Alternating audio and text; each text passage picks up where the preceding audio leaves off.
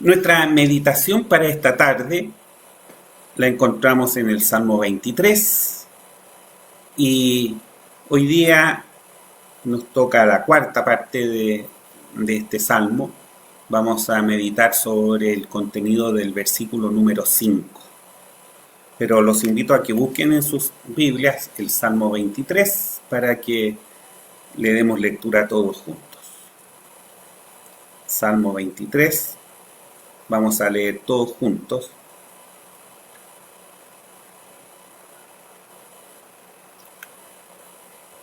Leeremos pausadamente para que los niños también nos puedan acompañar en la lectura de la palabra del Señor. Salmo 23 dice así: Jehová es mi pastor, nada me faltará. En lugares de delicados pastos me hará yacer. Junto a aguas de reposo me pastoreará. Confortará mi alma. Guiaráme por sendas de justicia por amor de su nombre. Aunque ande en valle de sombra de muerte, no temeré mal alguno, porque tú estarás conmigo. Tu vara y tu cayado me infundirán aliento. Aderezarás mesa delante de mí en presencia de mis angustiadores. Ungiste mi cabeza con aceite, mi copa está rebosando. Ciertamente el bien y la misericordia me seguirán todos los días de mi vida, y en la casa de Jehová moraré por largos días. Que el Señor bendiga su santa palabra. Oremos. Padre nuestro, nos aprestamos para meditar en tu palabra. Nada somos, Señor, si no contamos con la iluminación de tu Espíritu Santo, mostrándonos el fondo del mensaje que tú tienes para tu iglesia en este día. Por eso, Señor, invocamos que tu Espíritu Santo nos ilumine y nos capacite y nos dé el gozo, Señor, de poder ver la grandeza que tiene tu palabra y que está ahí disponible para cada uno de tus hijos. Acompáñanos, Padre Celestial, en esta meditación. Lo imploramos por los méritos de Cristo Jesús, nuestro Salvador. Amén.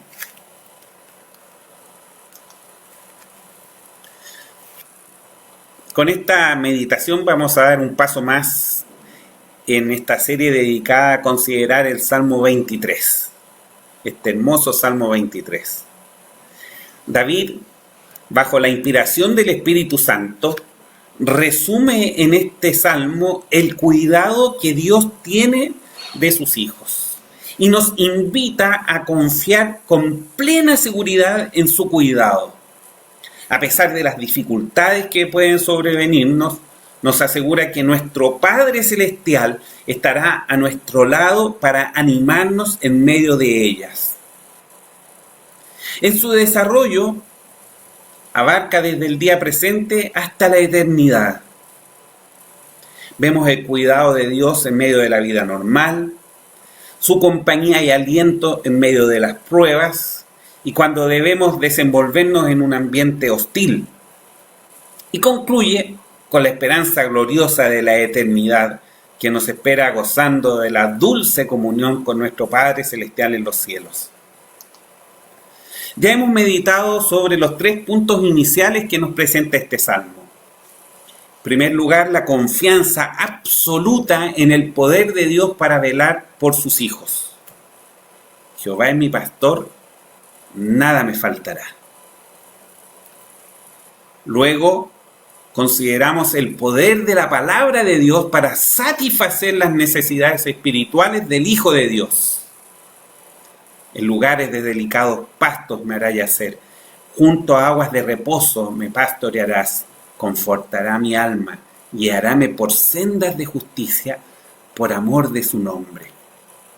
Y el tercer punto, viviendo en medio de la adversidad, Dios y sus propósitos. Aunque ande en valle de sombra de muerte, no temeré mal alguno, porque tú estarás conmigo. Tu vara y tu cayado me infundirán aliento. Qué hermosas palabras encontramos aquí para estos días presentes. tan difíciles que de repente se ven, y podemos, como hijos de Dios, volver nuestra mirada al Señor y decir: gracias, Señor, porque tu vara y tu cayado me infunden aliento. Hoy los invito a considerar el cuarto punto. Este cuarto punto lo hemos titulado La compañía divina en medio de un ambiente hostil. Y describe de alguna manera lo que nos dice el versículo 5. Aderezarás mesa delante de mí en presencia de mis angustiadores. Ungiste mi cabeza con aceite, mi copa está rebosando. ¿Cuál es el ambiente en que se desenvuelve nuestra vida diaria normal? Hay una condición natural que debe enfrentar el Hijo de Dios. Nos movemos en un ambiente adverso. Esa es la realidad. La Biblia lo hace presente ampliamente y nos advierte que a medida que la segunda venida del Señor se acerque, más difícil será nuestra situación. Viviendo en un mundo que se ha olvidado de Dios y que expresa ese olvido en forma activa, rebelándose contra todo lo que intente volver la mirada del hombre a Dios, a su Creador. Basta con recordar la oración de Jesús, intercediendo por la iglesia, que encontramos en el Evangelio de Juan capítulo 17. En parte de ella, versículos 14 al 19, leemos: Yo les he dado tu palabra y el mundo los aborreció, porque no son del mundo, como tampoco yo soy del mundo. No ruego que los quites del mundo, sino que los guardes del mal. No son del mundo, como tampoco yo soy del mundo. Santifícalos en tu verdad. Tu palabra es verdad. Como tú me enviaste al mundo, también los he enviado al mundo. Y por ellos yo me santifico a mí mismo, para que también ellos sean santificados en verdad. Y lo que Pablo advierte a los efesios al escribir en el capítulo 6, los versículos 10 al 12. Este primer versículo lo tengo destacado. Dice: por lo demás, hermanos míos, confortaos en el Señor y en la potencia de su fortaleza. Y enviamos este versículo en forma muy especial a los hermanos que están pasando pruebas de salud en estos días. Por lo demás, hermanos míos, confortaos en el Señor y en la potencia de su fortaleza. Vestidos de toda la armadura de Dios, para que podáis estar firmes contra las acechanzas del diablo. Porque no tenemos lucha contra sangre y carne, sino contra principados, contra potestades, contra señores del mundo, gobernadores de estas tinieblas, contra malicias espirituales en los aires. Esa es una descripción del ambiente natural en que el Hijo de Dios se desenvuelve en el día a día. Antes de la cita de Juan 17, Jesús había advertido a sus discípulos: estas cosas os he hablado para que en mí tengáis paz. En el mundo tendréis aflicción, mas confiad, yo he vencido al mundo. En el mundo tendréis aflicción, mas confiad, yo he vencido al mundo.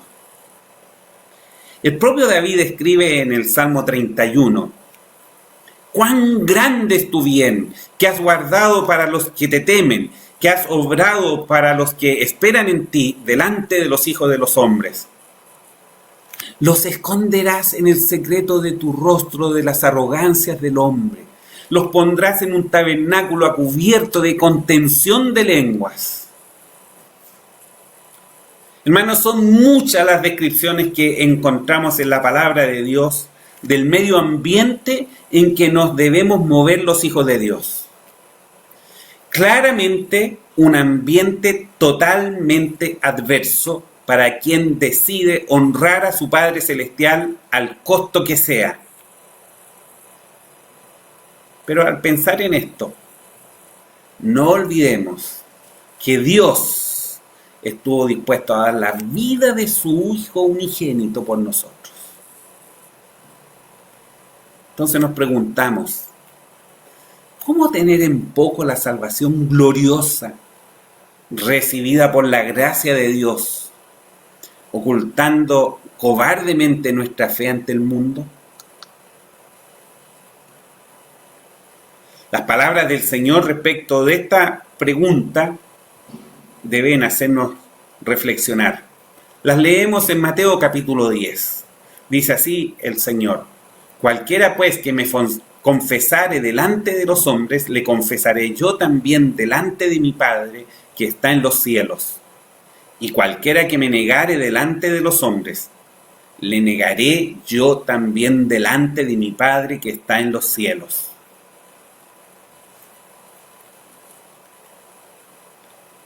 ¿Cómo responderás la consulta que te acabo de hacer? Lo natural para el Hijo de Dios es enfrentar la oposición del mundo. Pero en esa situación, enfrentando la oposición del mundo, Dios, nuestro Padre Celestial, no se olvida de nosotros, sino que nos acoge en sus brazos, con una ternura y dedicación que solo puede gustar el Hijo de Dios, que vive para la honra y gloria de su Dios.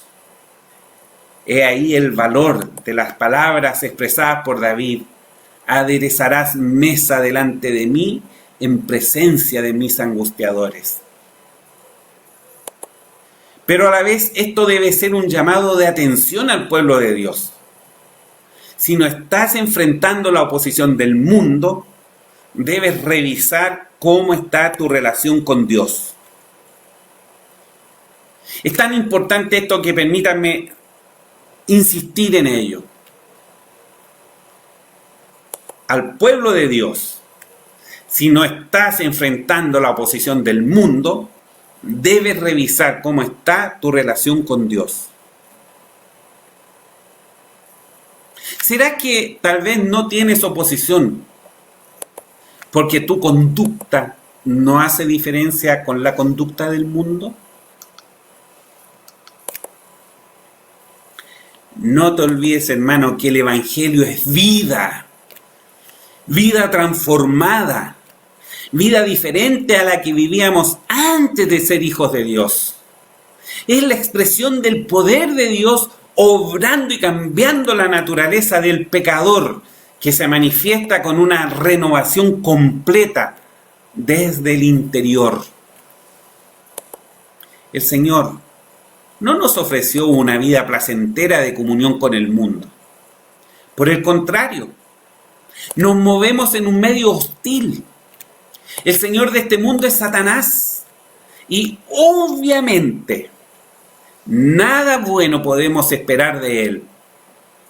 Por eso el consejo de la palabra de Dios es: por lo demás, hermanos míos, confortaos en el Señor y en la potencia de su fortaleza, orando en todo tiempo con toda deprecación y súplica en el Espíritu, y velando en ello con toda instancia y suplicación por todos los santos. Nuestro segundo punto en esta meditación es el aceite y la obra del Espíritu Santo.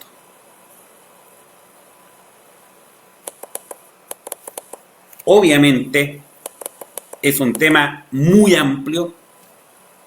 Vamos a ver solamente algunos puntos. En primer lugar, veamos algo sobre el aceite que se menciona en este versículo. Para los hebreos se trataba eminentemente del aceite de oliva.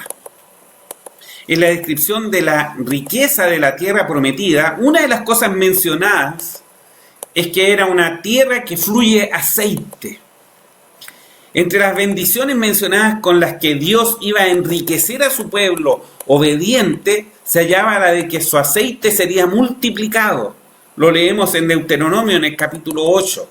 tierra de trigo, de cebada, de vides e higueras y granados, tierra de olivas, de aceite y de miel, tierra en la cual no comerás el pan con escasez, no te faltará nada en ella, tierra con sus piedras, que sus piedras son hierro y que sus montes cortarás metal, y comerás y te hartarás, bendecirás a Jehová tu Dios por la buena tierra que te ha dado. El aceite en los tiempos bíblicos era un artículo valioso. Se empleaba con múltiples propósitos. Por ejemplo, vemos en 2 de Crónicas, capítulo 2, que se ocupaba como alimento. O se usaba para ungir a los sacerdotes y a los reyes. 1 de Samuel, capítulo 10. En los sacrificios de las ofrendas de alimento, que se presentan en el libro de Levítico, en el capítulo 2. Como ingrediente en el aceite de la santa unción, en Éxodo capítulo 30. Como cosmético, lo vemos en el Salmo 92. Como combustible para las lámparas, en Éxodo capítulo 35. Lucas, que era médico, nos informa que se usaba también como calmante en Lucas capítulo 10. Y lo más interesante es que el aceite, en la palabra del Señor, es un tipo del Espíritu Santo. Lo vemos esto en Mateo capítulo 25 y también en Hebreos capítulo 1. Consideremos algunos aspectos del Espíritu Santo. En primer lugar, es reconocer que es parte de la Santísima Trinidad. Aunque habitualmente se le designa como la tercera persona de la Trinidad, eso no rebaja su condición de ser parte de ella. Y como tal es Dios, y a Él se asocian todas las perfecciones de Dios Padre y de Dios Hijo. Su eternidad, su santidad, su omnipotencia, su omnisciencia, omnipresencia, solo por nombrar algunas de ellas. ¿Qué tan importante es la obra del Espíritu Santo? Es vital. De no ser por su obra, no hubiese habido ni evangelio, ni fe, ni cristianismo, y hoy todos estaríamos condenados al infierno. ¿Y dónde lo encuentras? Tú que has dado tu vida al Señor, lo encuentras en ti.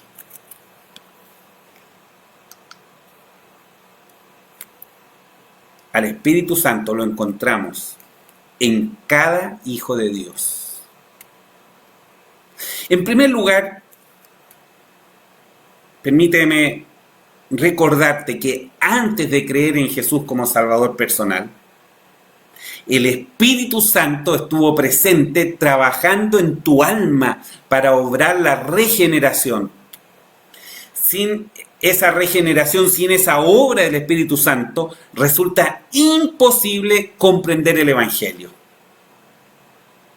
Pablo, escribiendo a Tito, nos recuerda: no por obras de justicia que nosotros habíamos hecho, mas por su misericordia nos salvó, por el lavacro de la regeneración y de la renovación del Espíritu Santo. En segundo lugar, cuando creíste en Jesús como Salvador personal, el Espíritu Santo vino para hacer de ti su especial morada. Vamos a la carta del apóstol Pablo a los Efesios, en el capítulo 1, en el cual esperasteis también vosotros en oyendo la palabra de verdad, el evangelio de vuestra salud, en el cual también desde que creísteis, fuisteis sellados con el Espíritu Santo de la promesa. Y en el capítulo 4, y no contristéis al Espíritu Santo de Dios, con el cual estáis sellados para el día de la redención. En tercer lugar, el Espíritu Santo vive en tu corazón. Como vive en tu corazón, te acompaña a todo lugar, donde quiera que estés, en la situación que estés, ahí está el Espíritu Santo contigo. Pregunta el apóstol Pablo escribiendo a los Corintios: ¿no sabéis que sois templo de Dios y que el Espíritu de Dios mora en vosotros? Y en segunda a los Corintios: ¿y qué concierto el templo de Dios con los ídolos? Porque vosotros sois el templo del Dios viviente. Como Dios dijo: habitaré y andaré en ellos, y seré el Dios de ellos, y ellos serán mi pueblo. En cuarto lugar, el Espíritu Santo es quien habla a tu conciencia cada vez que estás siendo tentado por el diablo y te advierte del peligro para que huyas de él, para que no caigas en pecado. Pablo, escribiendo a los Gálatas, les aconseja: andad en el Espíritu y no satisfagáis la concupiscencia de la carne, porque la carne codicia contra el Espíritu y el Espíritu contra la carne, y estas cosas se oponen la una a la otra, para que no hagáis lo que quisierais. Mas si sois guiados del Espíritu, no estáis bajo la ley.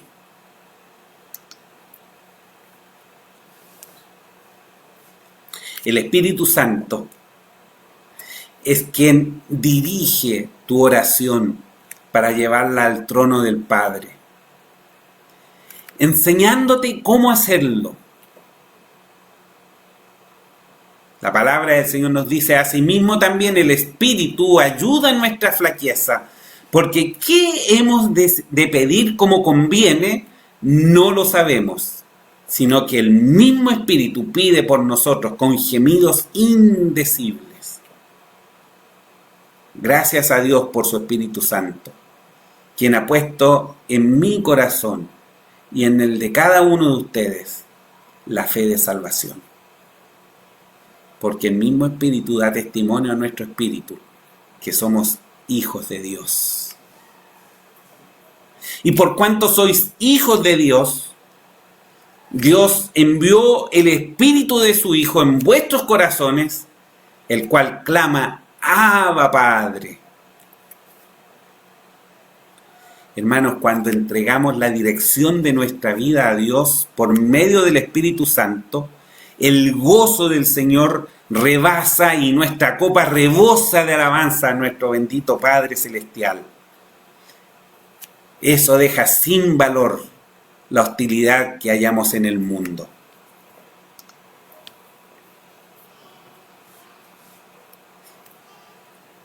La invitación para concluir esta meditación es: revisa cómo está tu relación con el Señor. Aprovecha este tiempo de cuarentena para buscar a Dios. Para los amigos que nos acompañan en esta ocasión y que aún no han entregado su vida al Señor,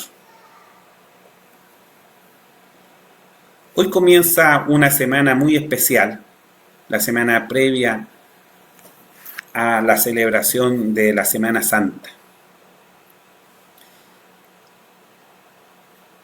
Veremos en muchos medios recuerdos de lo que Jesús hizo. Recuerdos que tratan de reflejar con mucho dramatismo lo que ocurrió. Pero lamentablemente distraen la atención de lo más importante. Porque lo más importante es que lo que ocurrió hace ya un poco más de 2000 años, en la tierra de Israel, en Jerusalén, fue que el Hijo de Dios, el mismísimo creador de todo cuanto existe, el Hijo de Dios, estuvo dispuesto a venir y dar su vida por ti y por mí. Estuvo dispuesto a dar su vida por nosotros. La palabra del Señor nos dice que al que no conoció pecado, hizo pecado por nosotros. Lo que significa que Dios cargó sobre él el pecado de toda la humanidad. ¿Y por qué? Porque por causa de nuestros pecados estamos destituidos de la gloria de Dios. Es imposible para un hombre natural llegar a la presencia de Dios por causa de nuestros pecados. Pero Cristo estuvo dispuesto a entregar su vida por ti y por mí. Murió en la cruz, dio su vida. La sangre de Cristo, el Hijo de Dios, nos perdona de todo pecado, nos limpia y quedamos en condiciones de ser restaurados a la perfecta comunión con Dios. La invitación de la palabra del Señor es: a todos los que le recibieron, dióles potestad de ser hechos hijos de Dios. Amigo que nos escuchas, tal vez esto causa inquietud en tu corazón. Y está bien que cause inquietud, porque las noticias para ti no son buenas. A causa del pecado, tu destino es condenación, infierno. Pero la buena noticia es que Dios no quiere eso para ti. Dios envió a su Hijo para que ocupara tu lugar. ¿Y cómo poder tener este encuentro con Dios? Tal como hablas con un amigo, la palabra del Señor nos dice que si confiesas tus pecados a Dios, arrepentido, sintiendo un pesar porque por causa de tus pecados has ofendido gravemente a Dios, pero si los confiesas a Dios, y la palabra del Señor es enfática, a Dios, Él es fiel y justo para perdonar tus pecados y limpiarte de toda maldad. Pero no solo eso. Al dar este paso, Él dice que te toma en sus brazos y te acoge y te hace su hijo.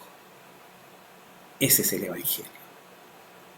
Que Cristo Jesús vino al mundo para dar su vida por nosotros pecadores.